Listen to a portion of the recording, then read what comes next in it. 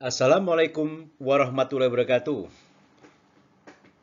Salam sejahtera bagi kita semua. Jumpa lagi dengan saya di dalam topik membangun personal branding melalui organisasi profesi. Saudara sekalian, ini menjadi penting di era digital bahwa setiap orang ini harus mempunyai personal branding untuk kita maju baik sebagai profesional maupun sebagai entrepreneur. Terdapat beberapa prinsip atau prinsip-prinsip dalam personal branding.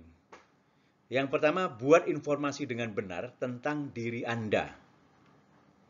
Kemudian, investasikan waktu, melakukan sesuatu secara berbeda atau unik, membangun otoritas, membangun konten dengan konsistensi, terus belajar, dan menjadi dirimu sendiri. Nah, mengapa asesor perlu organisasi profesi? Seperti apa sih profesional itu? Ada beberapa perdebatan mengenai istilah profesi. Dalam beberapa sektor mengatakan profesi adalah pendidikan setelah sarjana. Ada yang mengatakan itu adalah bidang kerja. Dan semua ini didasari oleh suatu regulasi yang sama-sama kuat. Bukan hanya di Indonesia, tetapi di beberapa negara juga demikian. Sehingga istilah profesi menjadi sering terjadi perdebatan. Maka para profesional tidak ingin menunggu regulasi tadi kemudian bersalaman, tetapi kemudian mencari ciri-ciri profesi. Yang pertama adalah well-trained, jadi terlatih. Yang kedua adalah melayani masyarakat, bukan untuk dirinya sendiri. Kemudian bersertifikat sesuai dengan kompetensinya untuk personal brandingnya. Dan anggota organisasi profesi. Kenapa anggota profesi penting? Karena di sana banyak yang bisa dilakukan di dalam organisasi profesi untuk memastikan dan memelihara kompetensi kita sebagai profesi. Dalam membangun personal branding melalui organisasi profesi, ada beberapa langkah yang perlu kita lakukan. Yang pertama, identifikasi dan membangun personal branding. Apa personal branding kita? Nanti kita lihat bahas satu persatu.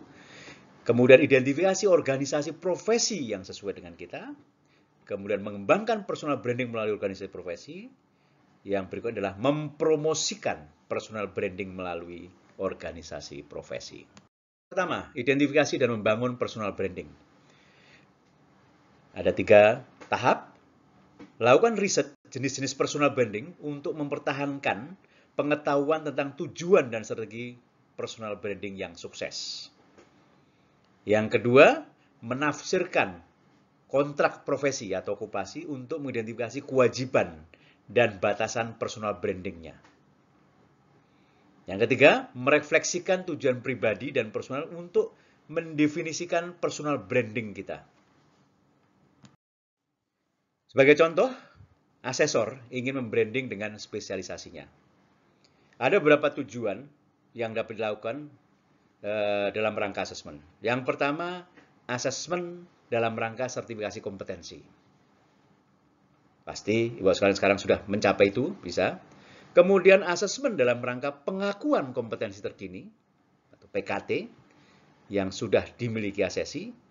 Rekognisi pembelajaran lampau. Kemudian asesmen dalam rangka evaluasi hasil pelatihan atau proses pembelajaran.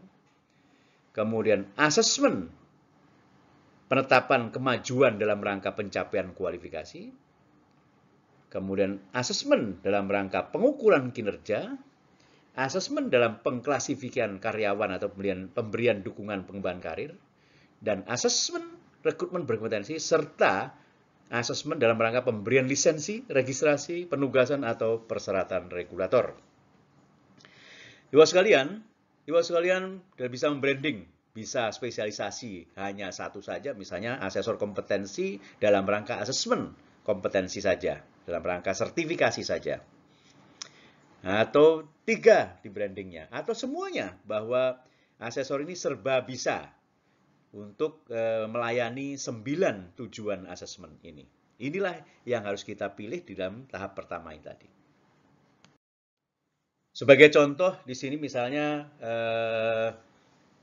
kita memulai dengan untuk memperkenalkan kita menulis kartu nama misalnya. Sebut saja nama saya Surono, Certified Assessor of Competency, member. Nah, member of AAI itu ada nomor registrasinya, kemudian alamatnya.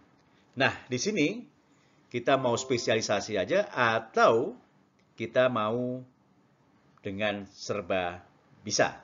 Nah, misalnya jasa asesmen untuk sertifikat kompetensi, pengakuan kompetensi terkini yang sudah dimiliki ASESI, rekognisi pembelajaran lampu atau RPL, evaluasi hasil pelatihan atau proses pembelajaran, penetapan kemajuan dalam rangka pencapaian kualifikasi, pengukuran kinerja, pengklasifikasian karyawan, rekrutmen berkompetensi, dan pemberian lisensi atau registrasi.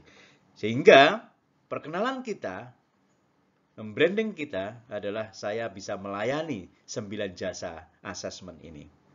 Dan ini tentu saja organisasi profesi memberikan dukungan untuk itu. Tetap tentu saja harus menjaga kode etik profesi kita.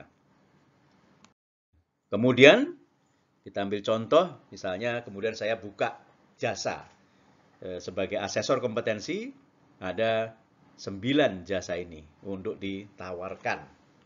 Jadi tidak melulu asesor itu sebagai asesor kompetensinya LSP, tetapi bisa memberikan jasa yang banyak untuk melakukan ini semua. Langkah kedua, identifikasi organisasi profesi. Profesi yang mana yang mau kita pilih? Nah, untuk ini kita harus memilih apa motivasi dan tujuan Anda.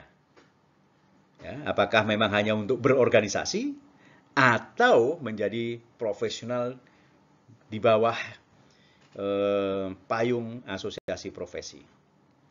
Kemudian evaluasi dari setiap sudut. Kebutuhan kita tadi ada tidak di dalam asosiasi profesi tadi. Kemudian manfaatkan sepenuhnya fitur-fitur yang diberikan oleh asosiasi profesi dan cerdas dan strategis kita harus melakukan itu. Sebagai contoh, nah, kita akan tanya, adakah informasi, pedoman, bimbingan, dan atau advokasi asesmen untuk sertifikasi kompetensi? Ya, dan 9 yang kita tawarkan tadi, pengakuan kompetensi terkini atau RCC, RPL, kemudian evaluasi hasil pelatihan, penetapan kemajuan dalam proses pencapaian kualifikasi, pengukuran kinerja, pengklasifikasian karyawan, atau kemudian dukungan pengembangan karir, rekrutmen berkompetensi, pemberian lisensi, registrasi, penugasan, atau peran regulator. Ini kita lihat, punya nggak ini asosiasi profesi pedoman ini? Sehingga kita betul-betul bisa terbimbing, terbantu, dan terjaga. Yang ketiga, membangun personal branding melalui organisasi profesi. Bagaimana kita setelah masuk dalam organisasi profesi ini? Maka interpelasikan informasi dunia kerja profesi Anda untuk mengidentifikasi dan menentukan audiens target personal branding Anda melalui media organisasi. Jadi Anda bisa mempromosikan diri Anda untuk membangun personal branding ini melalui organisasi profesi yang mempunyai jaringan luas. Kemudian identifikasi peluang untuk memaksimalkan paparan personal branding melalui organisasi profesi dan aktivitas medianya. Manfaatkan medianya. Kemudian kembangkan strategi personal branding untuk mempromosikan merek pribadi personal branding Anda ke target audiens melalui media organisasi profesi ini.